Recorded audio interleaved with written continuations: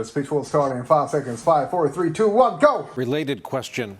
Related question. What today can the government do What today can the government do to your phone and your laptop? to your phone and laptop? The phone and laptop of any American. The phone and laptop of any American. What's the extent of the government's reach What is the extent of the government's reach if they're determined to reach into your life? if they're determined to reach into your life? We could talk about this question for hours, Brian, We can talk about this question for hours, Brian, but we don't have time, so I'll try to summarize. but we don't have time, so I plan to summarize.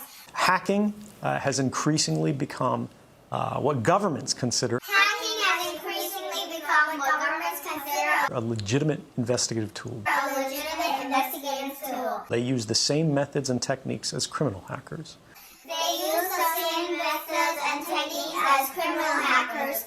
And what this means is And what this means is they will try to remotely take over your device. they'll try to remotely take over your device. Once they do this, Once they do this, by detecting a vulnerability in the software by detecting the vulnerability in the software that your device runs, that your device runs, such as Apple's iOS or Microsoft Windows, such as Apple iOS or Microsoft Windows, they can craft a special kind of attack code they can craft a special kind of attack code called an exploit. called exploits.